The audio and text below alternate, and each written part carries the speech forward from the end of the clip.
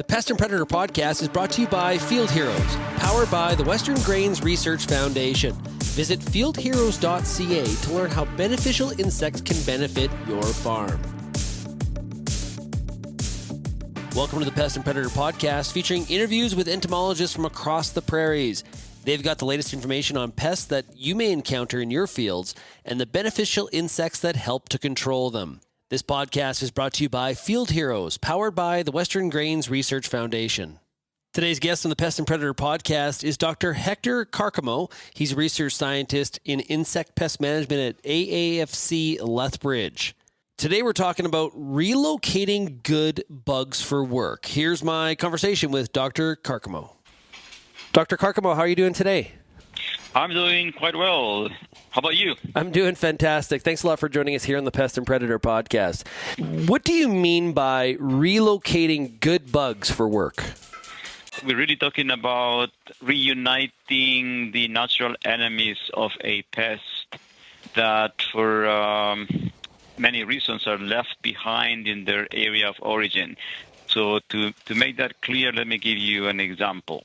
And I guess a good example will be an insect that we will talk about in a moment.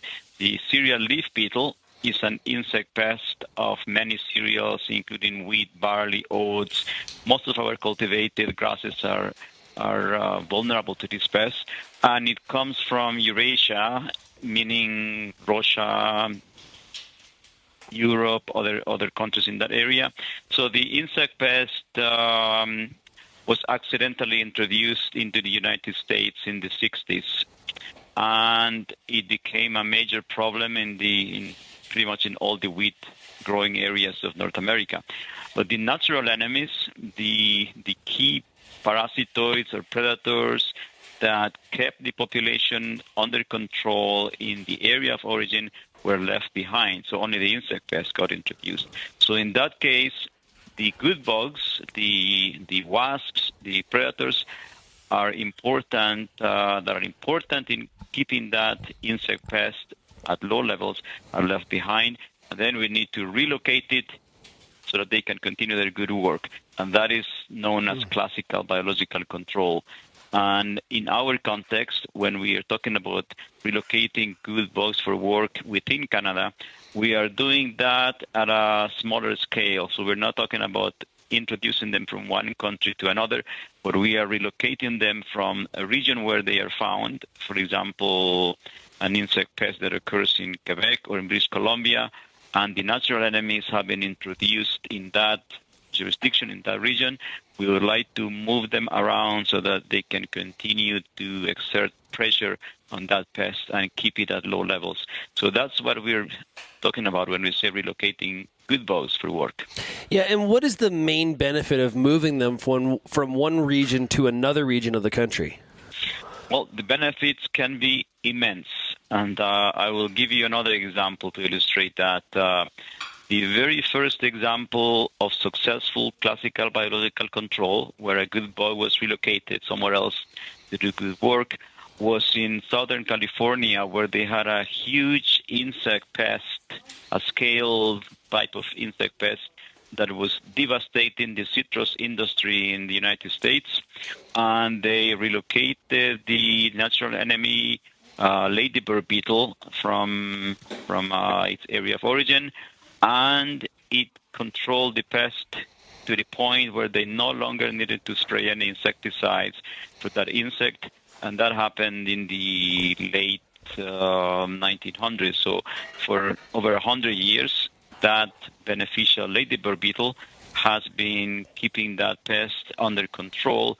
So you can imagine how many billions of dollars that insect has contributed to the economy of the United States. So when it works, it can have just amazing results in terms of solving the problem permanently. And that's why we invest so much money into classical biological control and trying to find more ecological, more environmentally friendly ways to manage the pest. Obviously, there is the economical aspect, but there is also the environmental aspect where you're no longer increasing the pesticide loads in the environment, and also the fact that not just in terms of biodiversity or protecting nature, but also having less chemical residues on our food. So the benefits can be just amazing, and it can be quite impressive. And also think in terms of the labor,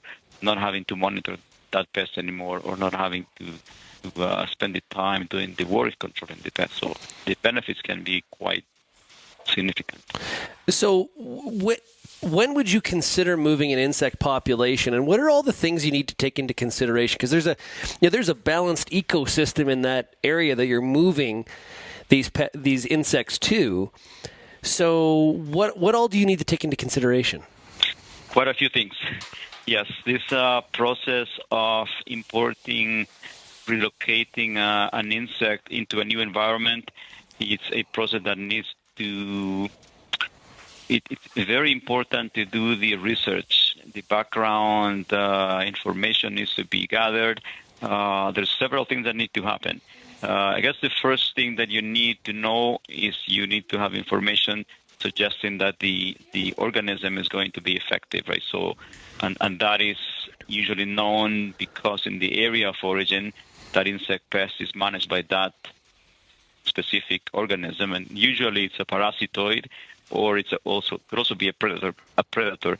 But most of the time it's a parasitoid, meaning that's going to be a wasp or a fly that has a very specialized relationship with that insect pest. So that's the other important thing that you have to do. You have to do all the background information and all the research to show that the insect is reasonably host specific. And I say reasonably because it's very rare that an insect will only attack one insect.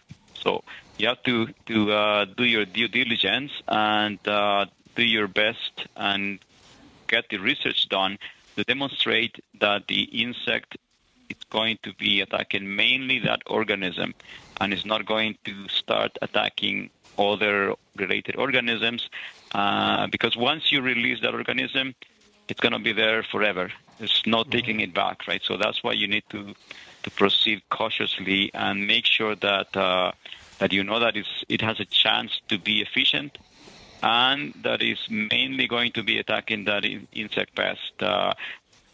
If you were talking about weed biological control, which is a very similar concept and process, the regulations are even more stringent. There you have to show absolutely without any doubt, as much as you can. I guess nothing is completely 100% absolute, but as close as you can, maybe 99.9%, that insect is only going to attack that plant, because you don't want it to start jumping on other plants and create other problems.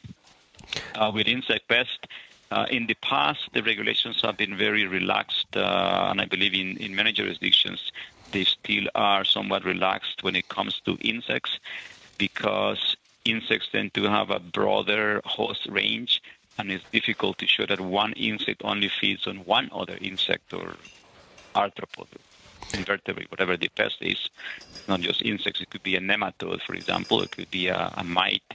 Those are also pests. But you do have to do the background work to show that that parasitoid that you're importing is mainly attacking that insect pest, and the risk to the local biodiversity is low. So those are the important things to keep in mind before one will relocate an organism to another place. Because once you release it, it's going to be there forever. It's not taking it back. And there have been examples of catastrophes happening in cases of biological control. So we have to be very careful when we do this. Interesting. Could you give us a quick example of where there was like catastrophic impacts? Yes, you can look at Australia, where they have released, I can't recall exactly what organism, but they have a couple of examples there where they have released, I think, a toad, that they released it to control a certain pest, and it happened that the supposedly beneficial organism didn't do its job well and decided to eat something else, and then it has become a huge problem. And now they try to control the organism they have introduced. There are a few examples like this that have happened, and we want to do our best to avoid those. Yeah, for sure.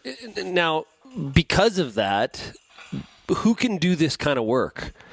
Is it a certain type of entomologist researcher, or or is the government approved? Like, how does this happen? Oh, that's a good question.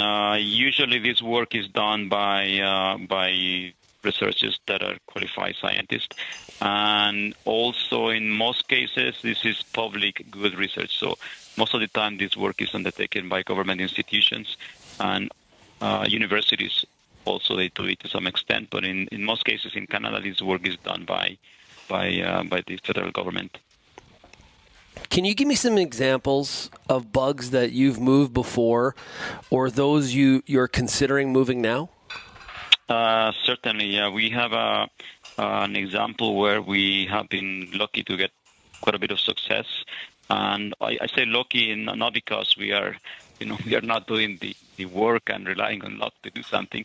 I say lucky because it's difficult to find an organism that is very host specific. But in the case of the cereal leaf beetle, this insect was, as I mentioned earlier, it was introduced accidentally into the eastern U.S. Then the insect spread throughout North America, and now it's almost everywhere they grow cereals, you will find it. Except California, I believe that they still do not have it in California. So they have very strict rules about importing hay or grasses or any kind of cereals that might contaminate and bring the cereal leaf beetle to California. But everywhere else, it occurs in North America, and we are lucky that there is a parasitoid that goes by the name of Tetrasticus julis, and I apologize for the long name. We don't have a common name for it, but we've been calling it.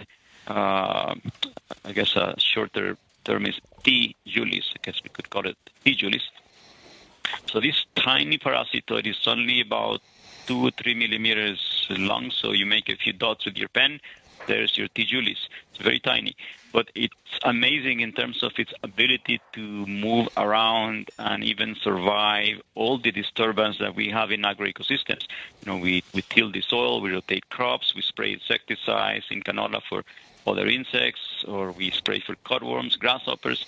Somehow this insect is so resilient that it survives around and it moves around.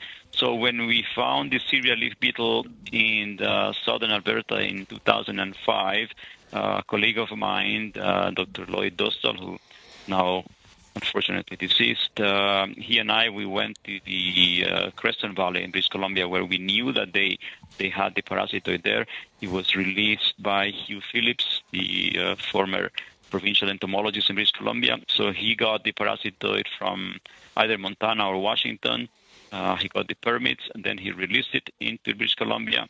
We monitored the parasitism there, and we found that it was very, very high levels. 70 to 90% of the population were parasitized in that area. So we started thinking about relocating the parasitoid.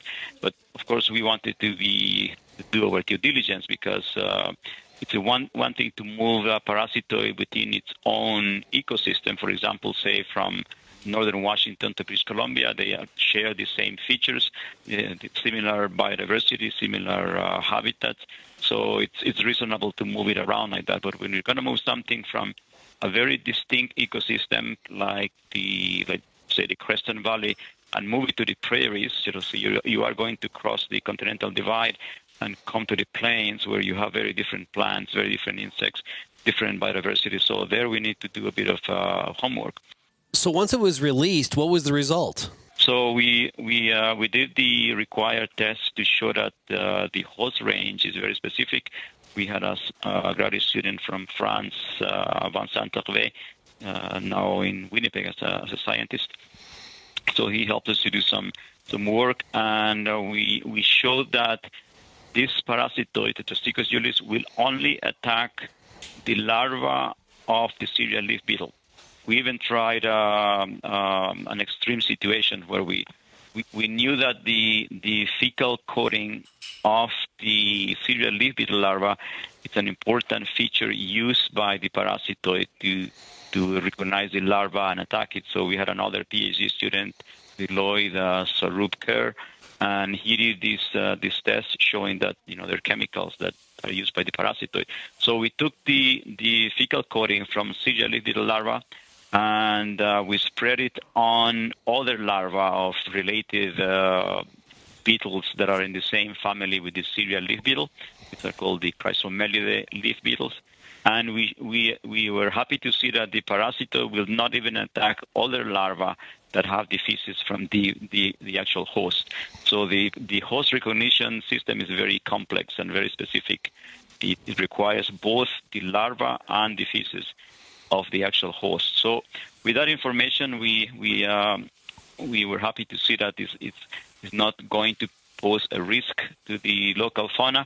And the other important fact is that the cereal leaf beetle is the only species in that genus that we find in Western Canada in the plains. So we know that there are no other potential hosts that could be affected by the parasitoid. So we went ahead and developed a system. We had a technician, a very capable person, Shell, with at the Lethbridge Research Center. So she helped us a lot to collect larvae. Then we reared them in the lab, and we collected thousands of T. Julius wasps, put them in packages with a bit of honey and water so that they survive the trip. Then we send them to wherever somebody reported cereal leaf beetle and had no parasitism, then we relocated it. First place we sent it was the northwest area in Manitoba, the Swan River Valley, where they found the larvae of the pest without parasitoid. So we sent the Julius there, and then a few years later we got somebody to send us larvae, and it showed that the parasitoid is established there. I should tell you also that this parasitoid is really good at moving by itself. So now that there is a wider network monitoring for parasitism of T. Julius in cereal leaf beetle larvae, they have also found that there are areas in Manitoba where the parasitoid has also moved by itself. So we don't know if we actually had to do this relocation because the parasitoid was going to move anyway, probably.